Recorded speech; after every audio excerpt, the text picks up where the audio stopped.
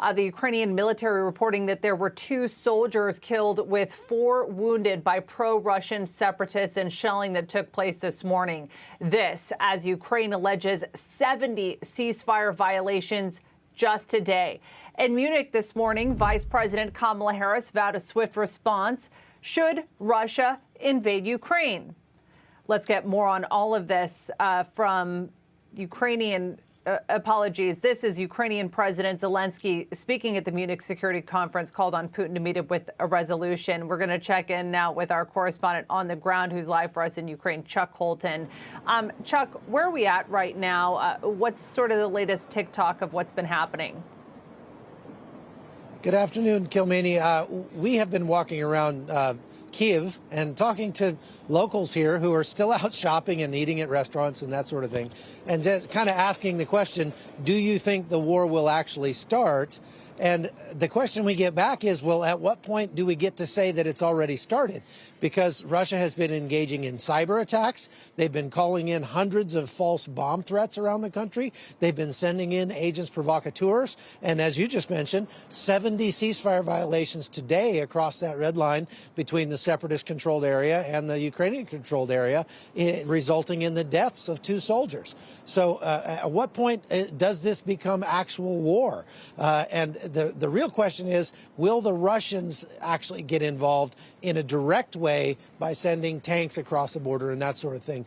We just recently tonight went and spoke with the former National Security Secretary here in Kyiv, and he basically said Vladimir Putin understands power. That's the only thing he understands, and the United States must speak to him in that language, and he believes that the Biden administration is attempting to do just that.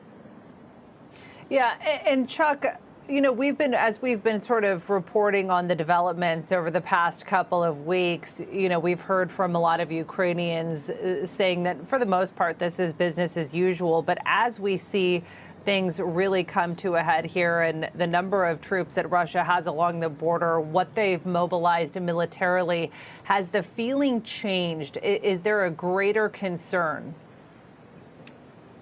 I think the feeling has changed quite a bit outside of Kyiv, out in the country.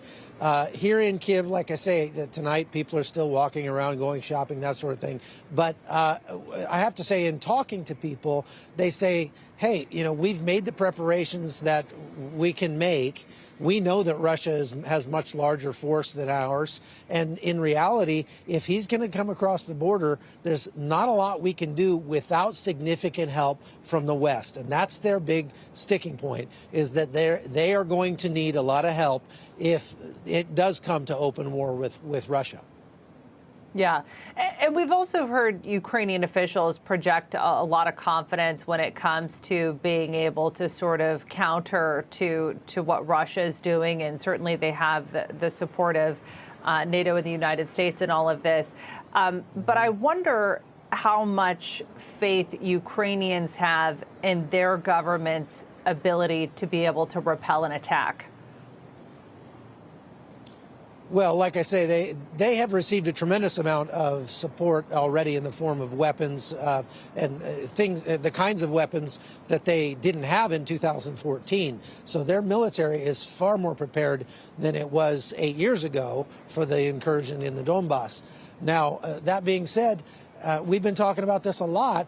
The war is primarily being fought right now in the media battle space. And what we're seeing is accusations and rumors and propaganda going both directions and trying to head off a war on the Ukrainian side. The Ukrainians trying to actually send messages into the Donbass, into Donetsk, and say, we do not want to invade Donetsk, because that's what the people in Donetsk are being told by the Russians, is that Ukraine is actually preparing to invade there. It's not the case, but that Russian propaganda is in full swing right now. And the real question is, how well can the Ukrainians counter that to keep it from going kinetic? All right, Chuck Holton, we really appreciate that update. Thank you. Joining us now is former acting director of national intelligence and former U.S. ambassador to Germany, Ric Grenell. He's also a Newsmax senior national security advisor. Ric, really good to have you with us on that topic. You know, Chuck was just touching on the fact that the disinformation campaign that Russia is putting out there right now is really complicating this sort of game of cat and mouse that we're seeing, which I imagine makes it very difficult for the U.S. and European allies to make a determination about if or when this is going to happen. What is your assessment of the situation right now? Well, first of all, I was glad to see Chuck call it Russian propaganda, because that's exactly what it is. And everybody understands that. We've morphed into this, mis and disinformation campaigns. And look, everybody knows it's Russian propaganda. This is what they've done for a very long time. And when you call it Russian propaganda, people dismiss it. I am a little concerned that the Biden administration is having this kind of pendulum swing after such a failure in Afghanistan. The world saw what a disaster Joe Biden and his administration did in Afghanistan. And that really, honestly, impacted many of our allies and others so that they didn't really trust the United States. So now what we're seeing in Ukraine is this pendulum swing back to trying to be too tough, trying to pretend like the United States really knows what's going on, and we're here to tell you that there's a bloody war on Wednesday. And I'm concerned that if we really believed, if Joe Biden and Kamala Harris really believed that there was a bloody war starting on Wednesday, which it's now Saturday, so Wednesday, we're already off a little bit. But if Joe Biden and Kamala Harris really believed that, then why aren't they putting sanctions on the Russian pipeline? I saw that Kamala Harris was at the Munich Security Conference and today made another kind of red line where she said, this time, we really mean it. And if they further invade, and that's a key statement, she said, if Russia further invades, because she can't say if Russia invades, because they already took Crimea when Joe Biden was vice president. And so the credibility of the Biden team is already on the line. And as we move into this now, we see Kamala Harris saying, this time we really, really mean it, I pinky swear. Well, Ric, let me take a step back for a second here.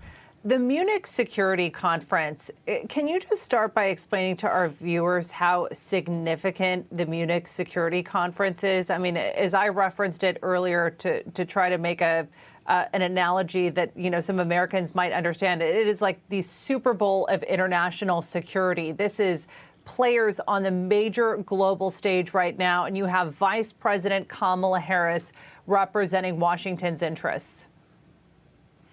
The Munich Security Conference is interesting because it used to be as powerful as you say, and I think over the last couple of years, maybe because of COVID, but from some of the other issues that Wolfgang Ischinger, the head of the Munich Security Conference, has.